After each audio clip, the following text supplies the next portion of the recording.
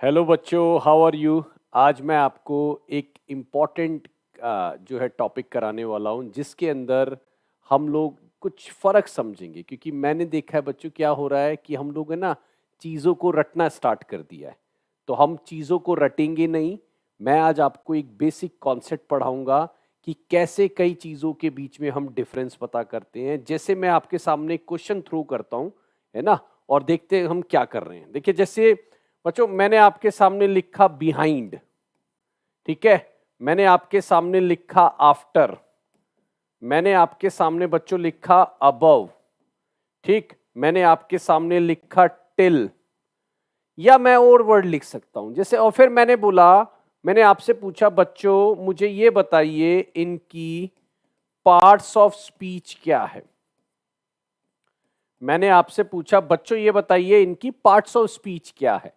अब क्या होगा, अब क्या होगा, कुछ लोग बोलेंगे ये एडवर्ब है, कुछ लोग प्रेपोजिशन बोलेंगे, कुछ लोग कंजंक्शन बोलेंगे, है ना। तो इनके पीछे का लॉजिक क्या होता है। देखो सबसे बढ़िया आंसर क्या होगा कि सर ये डिपेंड करता है कि इनका यूज कैसे होगा, है ना कि आप मेरे को आए और आप बच्चों कहें कि बच्चों ये आपका क्या कहते हैं। अगर मैं बोलूं तो आप मुझे आकर बोले सर ये तो आपका क्या नाम है, प्रेपोजिशन है, कंजंक्शन है। सो वो आंसर गलत होंगे। राइट आंसर क्या होगा कि सर इनका यूसेज जैसे करेंगे ये वैसे बन जाते हैं, है ना। तो मैं इनका एक छोटा सा आपको यूसेज करके दिखाता हूं कैसे इनको यूज करते हैं और ये कैसे अपनी पार्ट ऑफ स्पीच को बार बार चेंज करते हैं। राइट। तो आइए चलिए आज एक छोटा सा कॉन्सेप्ट बच्चों हम सीखेंगे और बहुत ही इंपॉर्टेंट है। जो हमारे रट्टाफिकेशन हम लोग करते हैं उससे ये हमें थोड़ा सा हेल्प करेगा क्या करने में, थोड़ा सा just to get rid of that रट्टाफिकेशन, है ना। हम लोग उससे थोड़ा सा दूर निकल आएंगे रट्टाफिकेशन से। तो देखिए सबसे पहले मैं आपको जो बेसिक कॉन्सेप्ट पढ़ाना चाहता हूं वो मैं कराना चाहता हूं कि देखिए एडवर्ब क्या होता है। एडवर्ब आपका होता है क्वालिटी ऑफ, बच्चों क्या होता है जल्दी बताओ, क्वालिटी ऑफ वर्ब, एडजेक्टिव और adverb. Quality of verb, adjective and और आपका एडवर्ब होता है। ये आपके एडवर्ब्स कहलाते हैं। आप एक एक एग्जाम्पल से मैं आपको इसको समझाऊंगा, ठीक। एक एक एग्जाम्पल से मैं समझाऊंगा। जैसे अगर मैं आपको एक छोटी सी बात बोलूं, ही वर्क्स हार्ड, और मैं आपसे पूछूं ये हार्ड क्या है, तो आप कहेंगे सर हार्ड तो क्वालिटी बता रहा है वर्क्स की। तो वर्क्स क्या हुआ दोस्तों, वर्क्स यहां पे वर्ब है, तो वर्ब की क्वालिटी कौन बताएगा, एडवर्ब बताएगा, है ना। तो इस तरह से हम एडवर्ब निकाल सकते हैं। अब दूसरा एक एग्जांपल मैं ले लेता हूं, he is a very good boy. Right. अब मेरे को बोला गया सर वेरी बताओ, तो यहां पे देखिए वेरी किसकी बात कर रहा है, वेरी बात कर रहा है गुड की, और गुड बात कर रहा है बॉय की। बॉय है आपका बच्चों नाउन, नाउन की क्वालिटी कौन बताएगा, एडजेक्टिव, और एडजेक्टिव की क्वालिटी कौन बताएगा, एडवर्ब। राइट। तो हमने पहला पॉइंट प्रूव कर दिया, वर्ब की क्वालिटी एडवर्ब बताता है।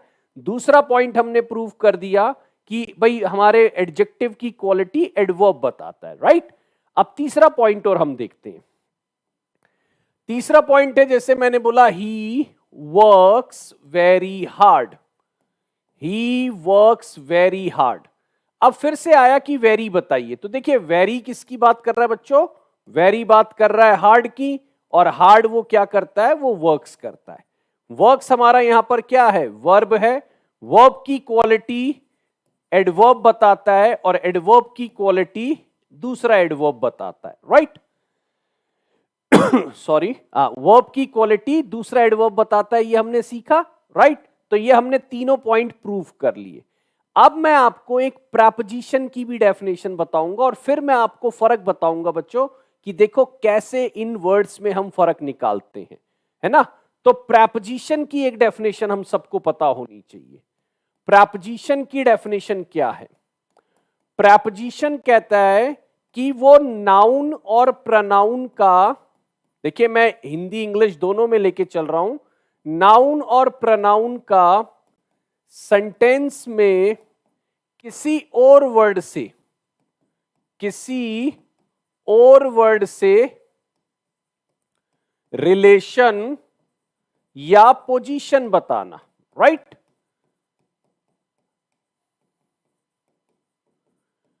ठीक, इसमें एक जरूर बात ध्यान रखिएगा, प्रेपोजिशन के पास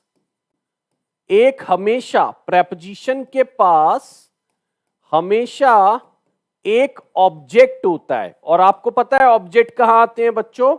ऑब्जेक्ट आते हैं हमेशा वर्ड के बाद में, ठीक है। प्रेपोजिशन के पास हमेशा एक ऑब्जेक्ट होता है जो नाउन हो सकता है या प्रनाउन हो सकता है, ठीक है, जो आपका नाउन या प्रनाउन हो सकता है। इसका मतलब यह है कि प्रेपोजिशन के बाद हमेशा एक वर्ड आएगा जो नाउन या प्रनाउन कहला सकता है। अब आपको देखिए, जैसे कि मैंने आपसे एक वर्ड पूछा, ही केम इन, राइट, और मैंने आपसे कहा he is in the room.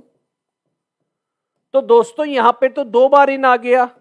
अब हमारे को बचपन से सिखाया जाता है, इवन मेरे को भी स्कूल्स में यही पढ़ाया गया कि बेटा इन जो है वो जिंदगी भर प्रेपोजिशन।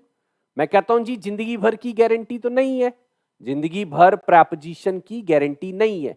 अब देखिए इस वाले इन के पास कोई भी ऐसी चीज नहीं है, बाद में कोई ऑब्जेक्ट नहीं है, या इसके बाद में कोई वर्ड ही नहीं है जिसकी वो पोजीशन बताएगा, राइट।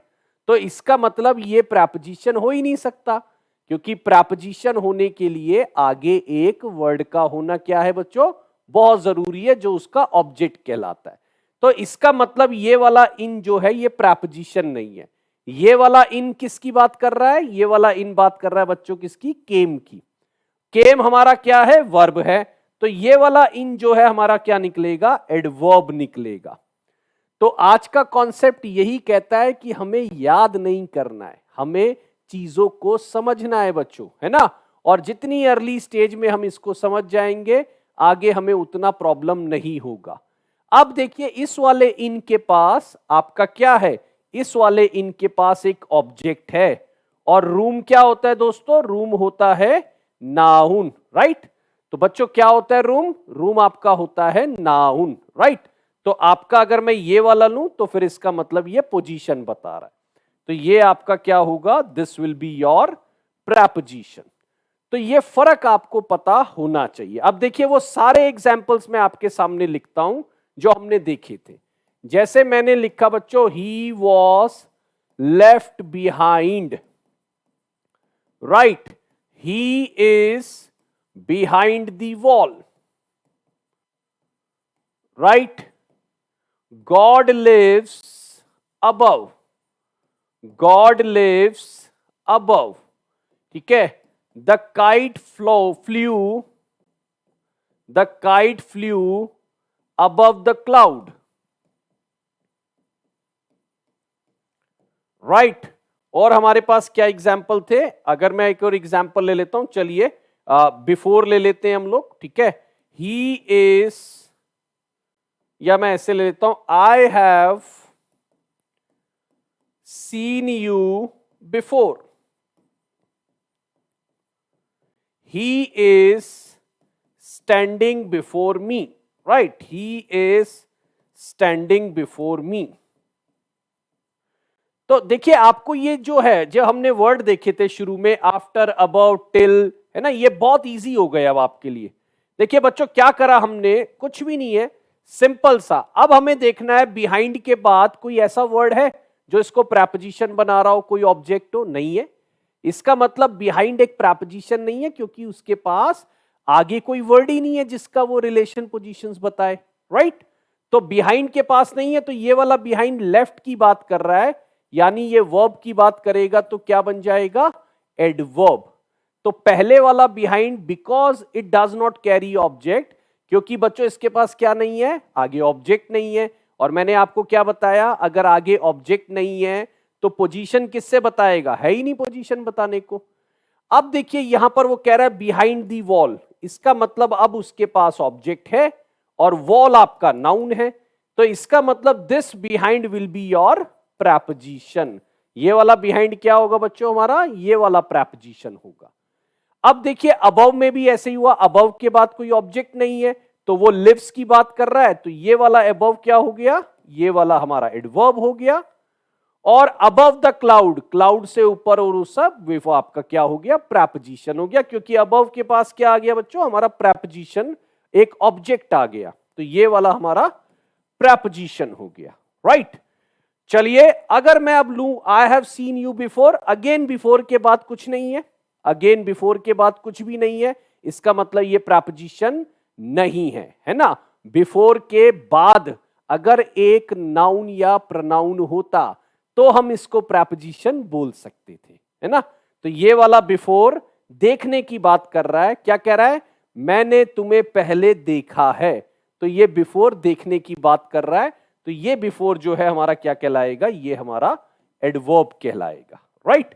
और वो मेरे सामने खड़ा है, बिफोर के बाद ऑब्जेक्ट आ गया, ऑब्जेक्ट आपका प्रोनाउन है, इसका मतलब वो बता भी रहा है वो मेरे सामने है, तो ये पोजीशन आ गई, है ना, पोजीशन आ गई, तो this will be your preposition, right.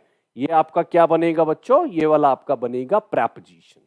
अब मैं आपके लिए एक्सरसाइज दे रहा हूं, 4 मैं आपको पूछूंगा कमेंट सेक्शन में, और मेरे लिए आप बताएंगे कि इसके क्या आंसर होंगे। बच्चों आप भी मुझे बताएंगे सब लोग, और जो लोग मुझे देख रहे हैं वो लोग भी बताएंगे, जल्दी से, है ना, ध्यान से बताइएगा। आपके लिए 4 क्वेश्चन दिए जा रहे हैं, right. He came after, right.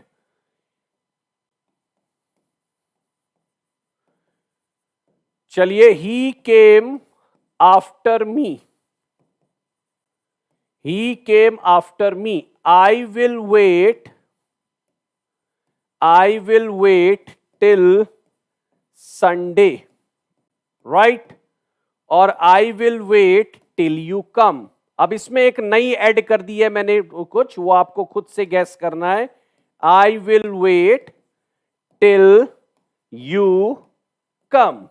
सो मैं चाहूंगा बच्चों आप मेरे को इन 4 क्वेश्चंस के आंसर जल्दी से वापस कर दे, राइट। तो आपको, मुझे लगता है कॉन्सेप्ट समझ आया होगा कि देखिए बिहाइंड को आप ऐसे मत याद करिए कि वो एडवर्ब है या प्रेपोजिशन है, उनके कॉन्सेप्ट देखिए, अगर उसके बाद नाउन प्रोनाउन उसका ऑब्जेक्ट बन के आया है तो फिर वो उसका क्या कहलाएगा, प्रेपोजिशन। अगर उसके आगे कुछ नहीं है और वो वर्ब की बात कर रहा है तो वो फिर कहलाएगा एडवर्ब, राइट। तो ये कॉन्सेप्ट बहुत जरूरी था, आप सब लोगों को मैंने शेयर करा। Thank you so much guys. अब हम अगली बार फिर मिलेंगे बच्चों, और अगली बार फिर हम देखेंगे कि नए कॉन्सेप्ट में हम क्या नई चीजें सीख सकते हैं। चलिए बाय बाय मेरी तरफ से, थैंक यू।